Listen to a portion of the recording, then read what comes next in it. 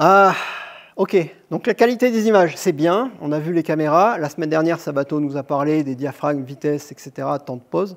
Là, on va regarder un petit peu un autre paramètre qu'il ne faut pas négliger. Ça, alors ça, c'est filmé avec ça. Écoutez bien ce qu'il va dire.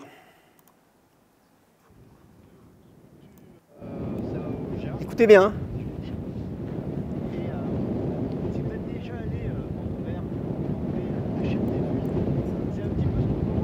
Ah, les images sont top. Hein. Alors, regardez, c'est top. Hein. Ah oui, oui. Alors, c'est moi. Oui, c'est complètement moi, voilà. Comme ça. Donc, là, je suis en Islande, en train de marcher, et je suis en train de parler. Bon, il y avait un peu de vent. Bon, qu'est-ce qu'on peut dire sur cette vidéo? Combien de temps vous tiendrez à regarder un truc comme ça? Pas longtemps? Allez. Globalement, le son, c'est ultra important. Si vous n'avez pas de son sur votre vidéo, surtout s'il y a quelqu'un qui est en train de parler, de dire un truc, et qu'on n'entend rien, pour une histoire de vent, pour une histoire de mobilette, pour une histoire de musique qui est trop forte, etc., mais ça va gonfler les gens immédiatement. Mais c'est immédiat. Le truc, c'est encore pire que... Je vous montre encore un truc. Regardez bien ce qui va se passer, écoutez bien. Alors, j'avais essayé d'autres logiciels open source comme Rotherapy et sur les traitements localisés, je veux, je sais pas, éclaircir le visage de quelqu'un. Bah, c'était pas ouf, quoi. Il y avait pas, c'était compliqué d'arriver à mettre un masque ou de faire des masques bien précis ou des chemins. C'était compliqué. C'est peut-être une vieille version, mais j'avais pas insisté. Il est aussi capable de faire du débruitage. Ok, bon, on s'en fout. Il y a quelqu'un qui a éteint la lumière? Non, il n'y a pas quelqu'un qui a éteint la lumière. Là, c'est exactement ce qu'il ne faut pas faire. Quand vous filmez une séquence longue comme en ce moment là, et quand vous filmez en général, on vous conseille de passer en mode manuel, parce que sinon la caméra, elle va prendre des initiatives. Elle va se dire « Ah, mais c'est sombre là, hop, j'éclaircis. » Et puis finalement, au bout de 10 secondes, elle se dit « Non, mais finalement, c'est pas si clair que ça, j'assombris. » Hop. Et le film en fait que j'ai filmé là, j'avais figé la vitesse, j'avais figé le diaphragme, j'ai oublié de figer ISO. Donc pendant 1 heure, les ISO sont montés et sont descendus comme ça. Pendant 1 heure. Donc en fait, quand vous allez filmer, surtout sur des séquences longues, il est vraiment conseillé de figer diaphragme, vitesse, ISO et à la balance des blancs. Parce que la balance des blancs, elle peut vous faire le même genre de blague. C'est-à-dire que ça passe de bleu, ça vire dans le rouge, et ça revient. Et après, quand vous ne le voyez pas, hein, vous êtes en train de filmer, vous ne voyez rien du tout. Par contre, quand vous êtes au montage, vous regardez ça, et au lieu de mettre 10 minutes à monter votre séquence, vous mettez 2 heures, parce qu'il faut rattraper la lumière qui monte, la balance qui dérive, etc. Bon. Parenthèse sur la qualité de l'image. Là, le son était bon, mais l'image était mauvaise. Est-ce que vous auriez tendance à regarder si le sujet vous intéresse? En fait, en vidéo, on a tendance à dire que le son est même plus important que les images. Donc il ne faut pas se louper sur le son, en fait. C'est juste ça ce que je veux vous dire en vous montrant les 2 petites séquences. C'est si vous filmez, la grosse différence avec la photographie, c'est que là, il va falloir écouter ce qui se passe. Vraiment écouter ce qui se passe. Ça dépend du sujet. Mais si on est en train de parler là, et que je m'approche trop près, je vais choper le bruit du ventilateur ici. S'il y a un néon qui grésille, on va l'entendre. S'il y a un mec qui répare sa mobilette là devant, on va l'entendre. Ça va vite devenir pénible. Il va falloir, quand vous filmiez, que vous fassiez attention à l'environnement sonore. Même si vous voulez filmer des mouettes, etc., vous avez des mobilettes qui passent juste à côté ou une route qui passe derrière, vous n'entendez pas les mouettes qui crient, ben, il va manquer un truc. Alors il faudra bricoler, il faudra faire au montage. Vous pourrez faire des choses. Mais au lieu d'y mettre 1 minute, vous allez en mettre 10 ou 12. Eh bien justement, non, tu te tais. Voilà. Donc le son, c'est l'élément à ne jamais négliger, surtout s'il y a quelqu'un qui parle. C'est ce qui est plus difficile à prendre pour les photographes. Hein. C'est parce qu'en photographie, on arrive, on sort l'appareil, clac, clac, clac, clac. Il y a de la musique, il y a un concert, il y a des voitures, il y a un marteau-piqueur. On s'en tape. Par contre, en vidéo, le premier truc que vous faites, c'est « Ah mince, il y a du bruit, il y a du son, il y a un néon qui grésille, il y a un ventilateur de clim, il faudrait qu'on se décale pour que je t'entende mieux. » C'est bête, mais il va falloir y penser. Donc, voilà, il faut faire attention à tous les bruits. Et il faut faire attention avant de filmer, et il faut faire attention pendant qu'on filme. Parce que l'avion qui passe juste au-dessus pendant que vous êtes en train de parler et de raconter votre truc, ou le train qui passe alors que vous êtes en train d'expliquer quelque chose, eh ben voilà, ça vous ruine votre séquence. Donc vous coupez, vous recommencez. En vidéo, il faut que tu cadres. Donc tu as le problème de cadrage.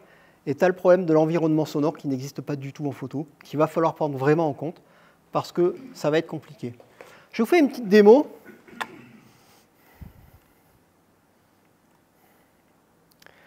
Prenez pas peur, ce n'est pas un cockpit d'avion, c'est un logiciel de montage. C'est Resolve, DaVinci Resolve. Je vais vous passer une petite séquence encore, 3 fois exactement la même séquence. Pour ceux qui ne suivent pas, c'est moi qui suis en train de parler. Et vous allez voir ce qui se passe sur 3 prises différentes. Il y en a une, c'est la prise qui a été faite avec le micro du PC quand je parlais. La deuxième prise, c'est la prise qui a été faite avec le micro de la caméra, donc celui qui enregistre ici, là, en ce moment. Donc j'avais le même à l'époque. Donc c'est enregistré, c'est envoyé directement dans la caméra. Donc le micro, il est à 30 cm. Là. Et la troisième, c'est une surprise. Allez, c'est parti. Par contre, sur une liste de mots-clés, c'est une liste de mots. Donc il y a une chance que ça marche. Et un nombre d'étoiles, il y a une chance que ça marche. D'accord? Yes? Et peut-être la réponse dans les propriétés du fichier. Dans les propriétés du fichier, il y a en principe les mots-clés qui apparaissent, les titres, l'objet, les étoiles. On n'entend que dalle. Donc là, c'est le micro de l'ordi portable, qui est à peu près à 1,50 m de moi quand je parle, quand j'avais enregistré la séquence, là. Le son, il est potable. Okay, on m'entend bien, c'est pas foufou, mais on entend pas mal. Okay, il n'y a pas de triche, là, je n'ai pas retraité les morceaux. Par contre, il y a quelqu'un qui pose une question dans la salle. Le son est à... La personne qui parle est à au moins 6-7 mètres. J'avais dit 10 mètres dans la vidéo. On n'entend que dalle. On n'entend absolument rien.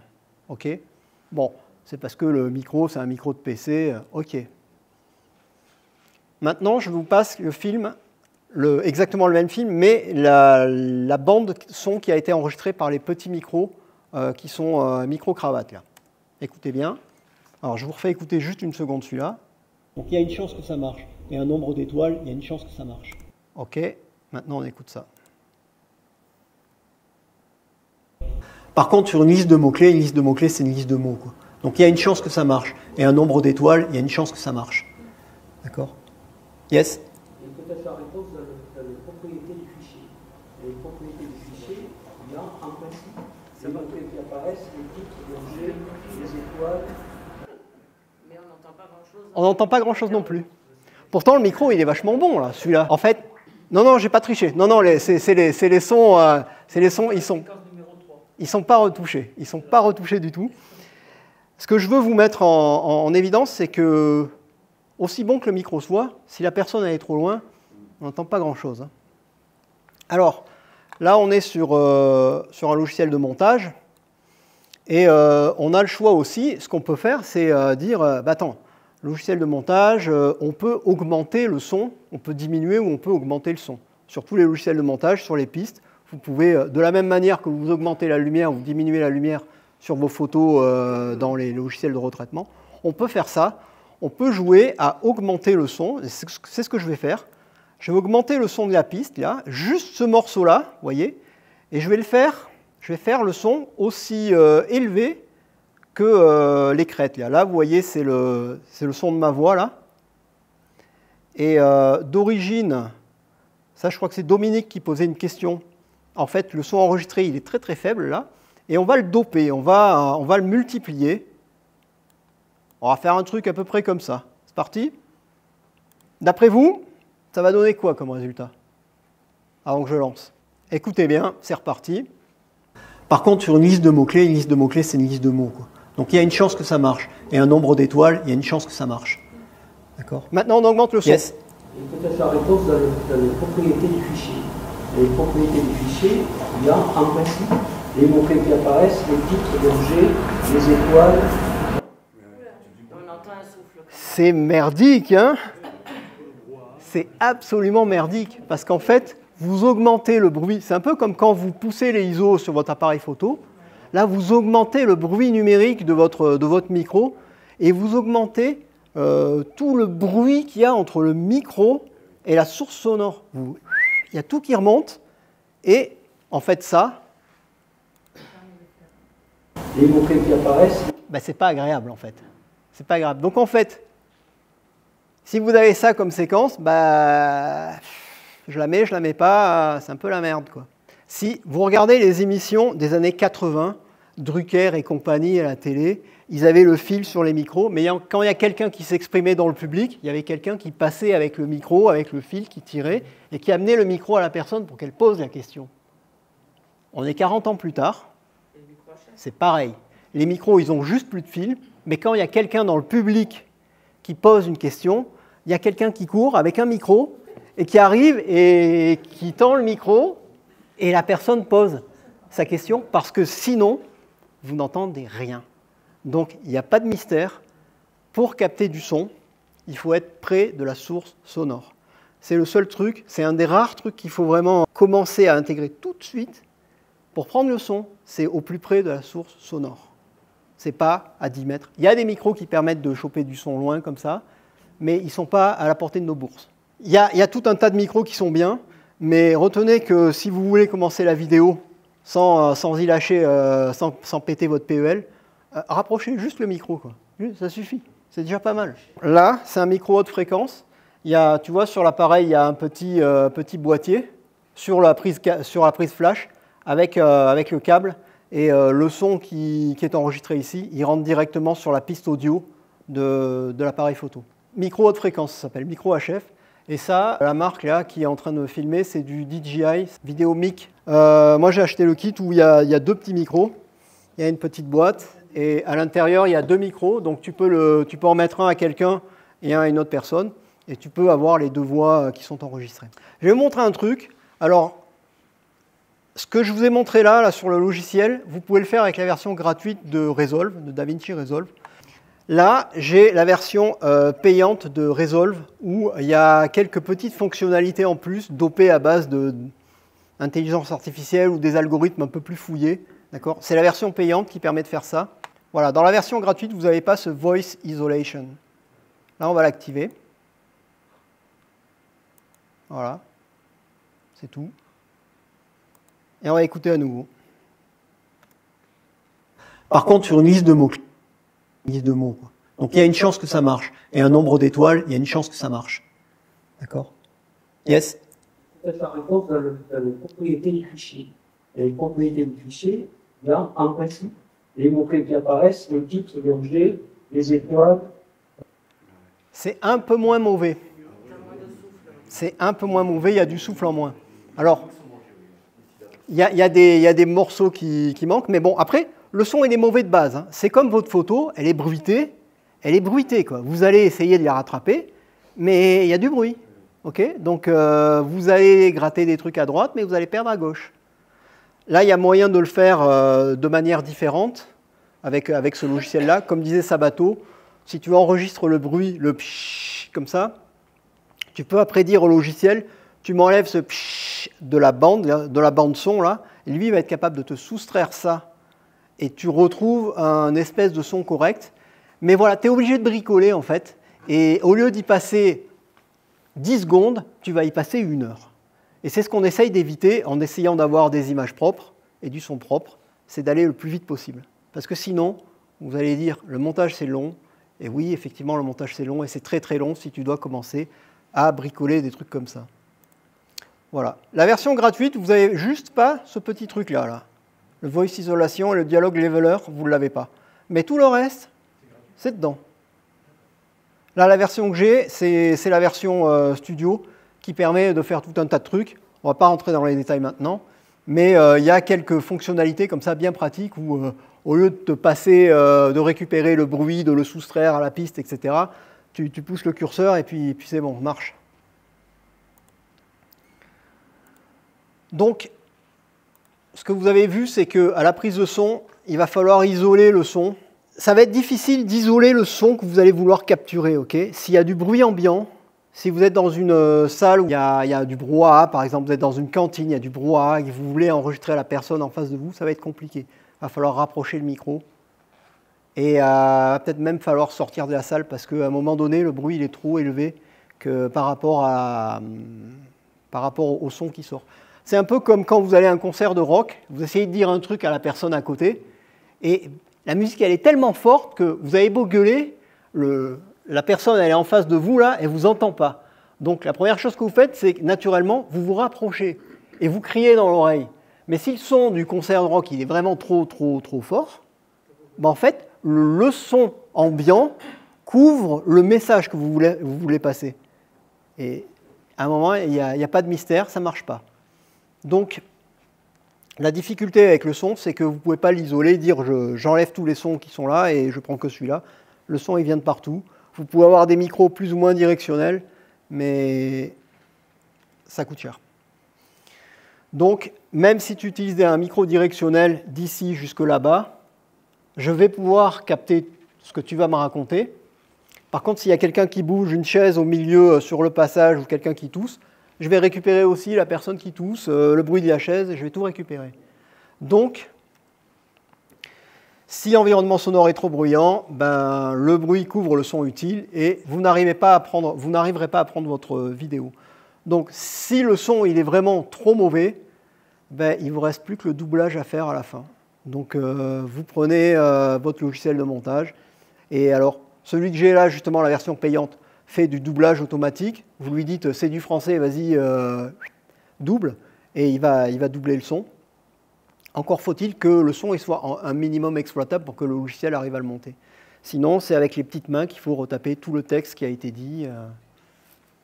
Je vous donne une astuce, parce que là, le micro, mine de rien, ça coûte 300 balles. Vous voulez juste enregistrer un peu de son, c'est un peu embêtant. Il y a des gens qui font des petits micros avec un vieux casque. Vous prenez un vieux casque filaire qui allait sur les téléphones. Là. Vous coupez les oreillettes. Vous gardez juste la partie micro qui se trouve à peu près au milieu. Vous savez, la partie micro dans laquelle vous parlez quand justement la personne en face ne vous entend pas. Vous gardez ça, vous prenez ça, vous scotchez dessus une épingle à nourrice, vous l'accrochez sur votre veste, vous branchez à votre téléphone, vous déclenchez l'enregistreur de votre téléphone, vous déclenchez votre caméra et vous pouvez parler même si vous êtes à 3 ou 4 mètres. Vous avez un son qui est enregistré, vous avez une piste son. Et derrière, quand vous arriverez au moment du montage, vous prenez votre piste son, vous prenez vos images, vous accordez la piste son avec les images, vous la calez correctement et vous avez une piste son qui est nickel. Pour le prix d'un téléphone que vous avez et d'un vieux casque dont l'oreille gauche ne marche plus. Vous coupez la gauche, la droite, vous gardez juste le micro et c'est reparti. Voilà. Vous avez le lien là, le gars il explique ça très très bien. On est un jour où il y a beaucoup de vent et le micro qu'on a bricolé ensemble n'est pas vraiment adapté pour les jours de grand vent, mais ça, je vous en parlerai aussi dans une autre vidéo. Voilà. Là, vous voyez qu'il s'est filmé, il est un peu loin. Il a déclenché l'enregistrement avec son téléphone. C'est le petit micro avec le fil là, qui faisait office de microphone filaire, quoi, qui enregistre. Il raccorde ça au montage. Vous avez un micro, au lieu de mettre 300 balles dans un micro comme ça, haute fréquence, vous récupérez un vieux casque, ça marche. C'est fastidieux parce qu'il faut avoir le téléphone, il faut démarrer le téléphone, il faut démarrer l'appareil photo. C'est la fonction dictaphone de ton téléphone que tu utilises. Ok, si on veut mettre de la musique aussi dans vos montages vidéo, je vais accélérer un peu. Si vous voulez mettre de la musique, pareil. Là, j'avais fait une petite animation où on voit une vidéo. On voit quelque chose là. Vous avez les niveaux sonores en fait de la voix et vous avez les niveaux sonores de la musique. Et si le niveau sonore de la musique que vous mettez par-dessus la voix, il est trop élevé, ben, il va brouiller le message comme s'il y avait trop de son dans la salle en fait. Donc en fait, il va falloir que vous baissiez le son de la musique au moment où il y a une voix qui parle. Je vous montre le truc. Ce qu'il faut regarder, c'est ici là. Sur la piste 4, c'est le niveau de la musique et sur la piste 1, c'est le niveau de la voix. vous allez voir le niveau qui va baisser, le niveau de la musique qui va baisser. Et on peut le voir aussi ici, là, où vous voyez là, ça ce sont les crêtes de la musique, le niveau sonore de la musique. Vous voyez que quand la personne va se mettre à parler là, on baisse la musique pour qu'il y ait une vraie différence, pour que la musique continue en arrière-plan, mais elle doit être en arrière-plan, elle doit être beaucoup plus discrète. C'est la voix qui est importante. Je suis José Martinez, je suis le... Vous voyez, la personne, ouais, le niveau est ici, le niveau de sa voix est ici. Installé en Occitanie. L'équipe du club Ragui qui aujourd'hui participe à cette... Le niveau de la musique est ici. Et regardez, hop, il repasse à ce niveau-là. Vous voyez qu'à un moment, on repousse le curseur de la musique.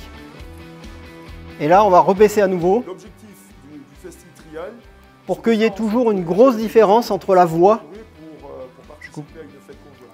Pour qu'il y ait toujours une belle différence entre la voix et la musique. Globalement, dans les logiciels, ça se mesure en décibels, ces trucs-là. Considérez qu'il faut mettre entre 10 et 12 décibels d'écart pour que le son passe, le son de la voix passe et ne soit pas couvert par la musique, sinon on n'entend que dalle. Donc conclusion pour la prise de son, placez le micro, si vous avez un truc à retenir, placez le micro le plus proche de la source sonore. C'est le truc le plus simple à retenir, placez-le le plus proche. Je vous ai mis une petite vidéo aussi sur la théorie des micros, c'est très intéressant si vous avez envie de voir un petit peu qu'est-ce qu'il y a comme différents micros, etc. Vous n'êtes pas obligé de la voir, mais c'est pas mal.